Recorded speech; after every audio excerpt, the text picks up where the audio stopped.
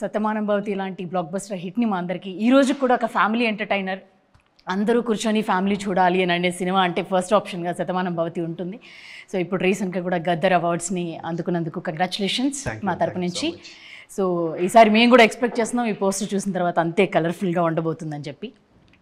100% కలర్ఫుల్గా ఉంటుందండి. అంటే సాధారణంగా ఫ్యామిలీ మూవీస్ చాలా తగ్గిపోయినాయి, ఎందుకంటే ఫ్యామిలీస్ థియేటర్స్కి రావట్లేదు. అందుకని కమర్షియల్ సినిమాలు కానీ ఇట్లాంటి థ్రిల్లర్స్ ఇలాంటివి అయితేనే ఎక్కువ యూత్ అట్రాక్ట్ అవుతున్నారు.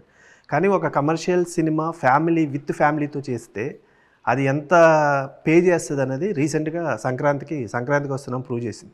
ఎందుకంటే ఫ్యామిలీ ఆడియన్స్ ఎప్పుడు మేము సినిమాలకు రాము, థియేటర్కి రాము, మేము సినిమాలు చూడము అని ఎప్పుడు వాళ్ళు ఏమీ స్టేట్మెంట్స్ ఇవ్వట్లేదు.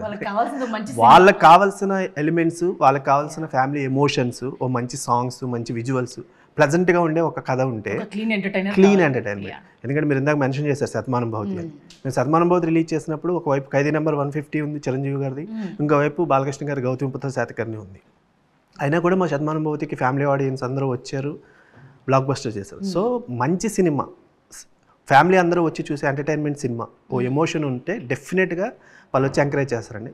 టీం మొత్తం చాలా కాన్ఫిడెంట్గా ఉన్నాం, ఎందుకంటే ఈ సినిమా డెఫినెట్గా ఫ్యామిలీస్ వచ్చిన వాళ్ళు స్టిల్ ఎండ్ వరకు కూడా ఎంటర్టైన్ అవుతారు, ఎమోషన్ అవుతారు.